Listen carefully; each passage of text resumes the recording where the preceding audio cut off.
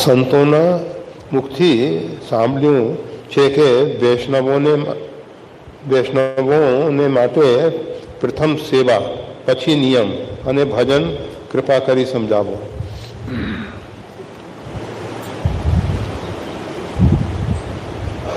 हम जो भी भजन करते हैं, साधना करते हैं, उसका उद्देश्य है हमारे अंदर जो मिथ्या कर्तृत्व अभिमान आ गया है वो गलित हो और परमात्मा का साक्षात्कार हो. सेवा से ये कार्य सहज हो जाते हैं.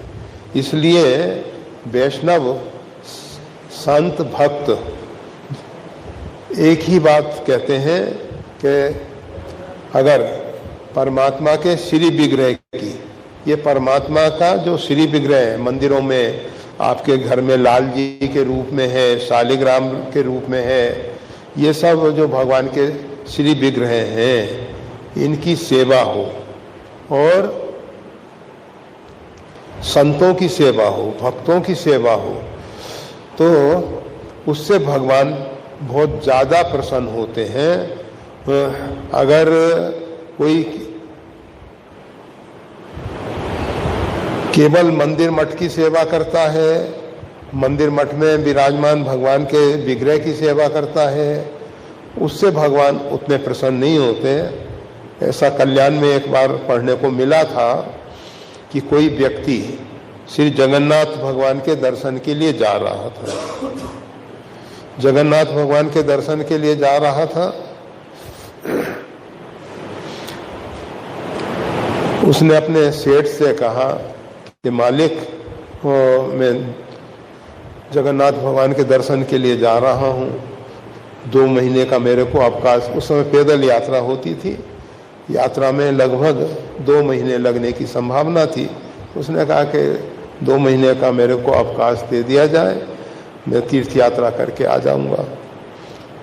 सेठ ने कहा, देखो भाई, हम तो जा नहीं सकते हैं, तुम जा रहे हो तो हम उसमें और तो कुछ सहयोग नहीं कर सकते हैं, केवल 50 रुपये दिए. उस समय गाड़ी मोटर वाहन भी नहीं चलते थे, उस समय की बात है. 50 रुपये की कीमत थी. वैसे तो आज से लगभग 100 साल पहले 50 रुपये की बहुत कीमत थी, परंतु जिस समय की ये वार्ता है उस समय 50 रुपये की कीमत थी. तो वो व्यक्ति जो है, सेठ ने कहा कि ये 50 रुपये श्री जगन्नाथ भगवान के श्री चरणों में समर्पित कर देना, भगवान के चरणों में चढ़ा देना. वो व्यक्ति लेके 50 रुपये चला. तीर्थ यात्रा करते करते जब जगन्नाथ भगवान के मंदिर से कुछ ही दूरी रह गई थी, 1-2 दिन में पहुंचने की संभावना थी, तो उसको कुछ भक्तों की मंडली मिली जो भगवान के दर्शनार्थ जा रही थी. वो भी उसके साथ शामिल हो गया. उन्होंने दिन भर भजन साधन किया. शाम के समय भोजन के लिए व्यवस्था नहीं थी उनके पास. इसने सोचा कि 50 रुपये सेठ ने दिए हैं, इसमें से खर्च कर देते हैं, भगवान से भी निवेदन कर देंगे, सेठ को भी बता देंगे कि इस प्रकार से ऐसा हुआ.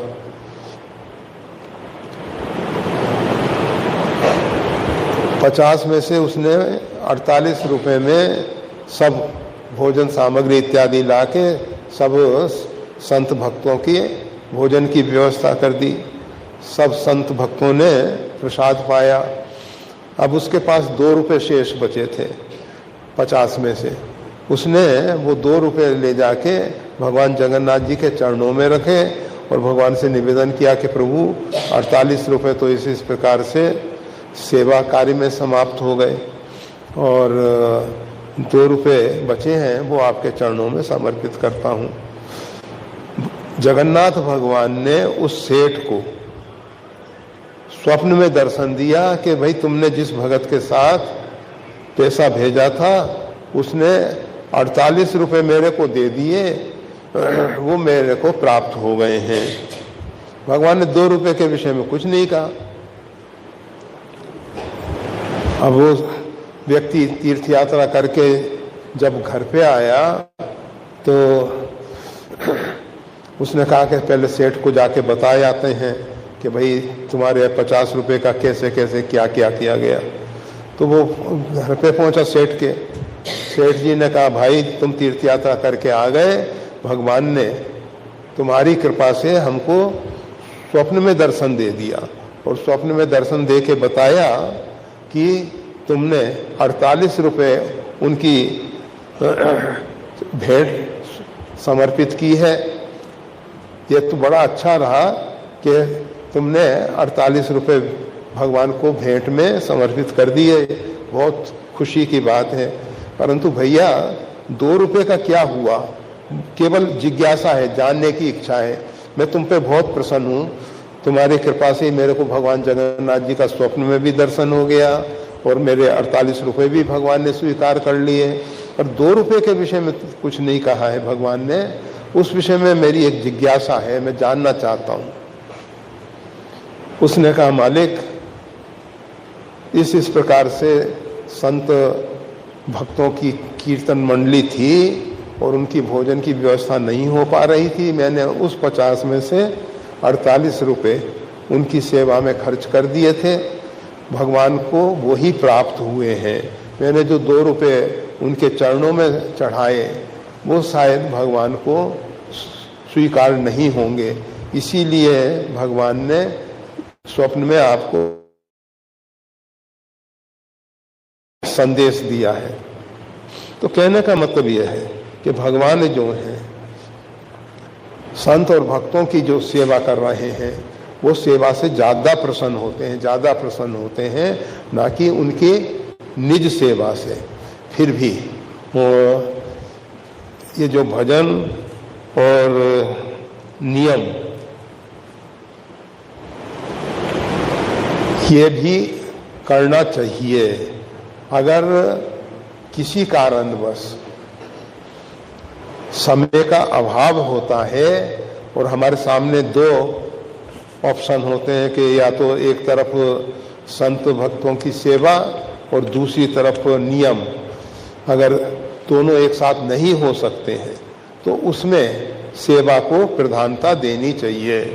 और नियम इत्यादि के लिए भले ही रात्रि हो जाए, कभी भी हो, तो उस नियम को फिर भी निर्वाह करने की पूरी कोशिश करनी चाहिए।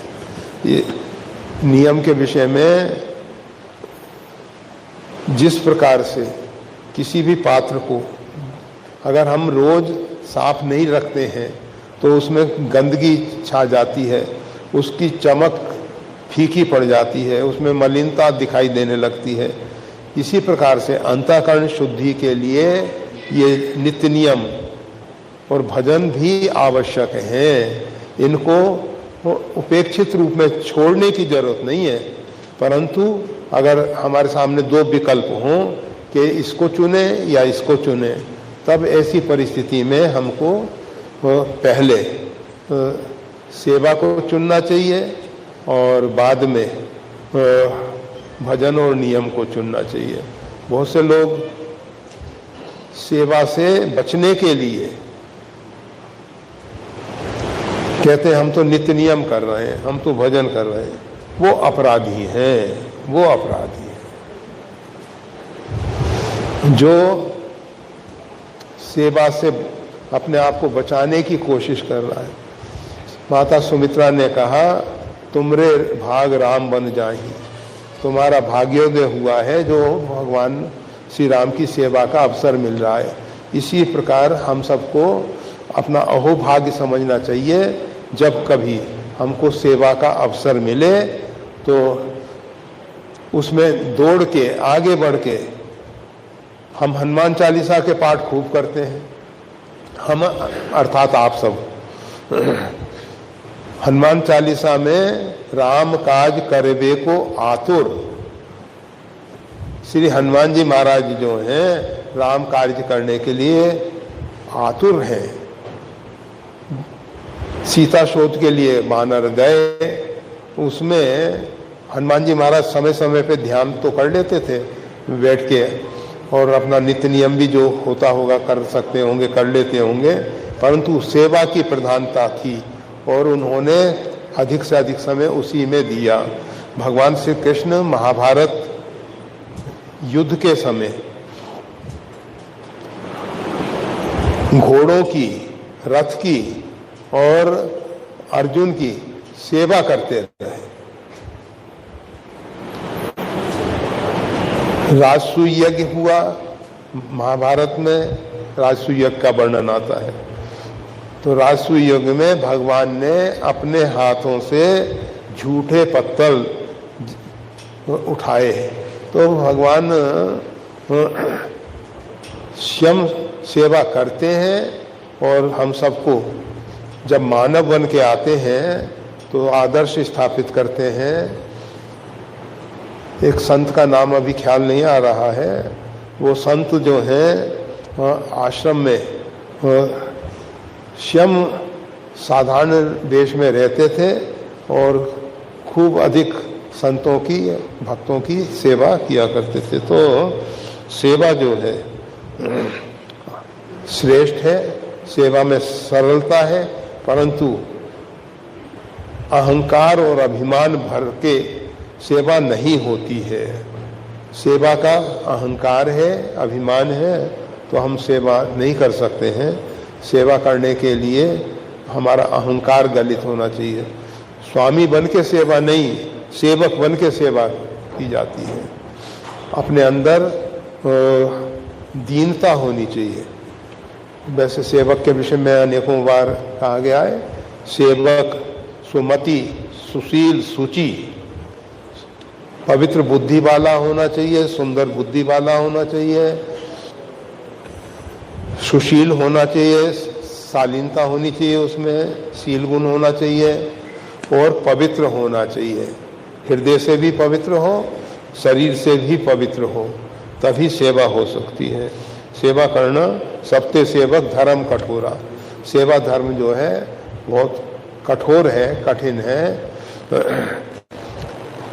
तो बस इस विषय में ज़्यादा नहीं, आज इतना ही।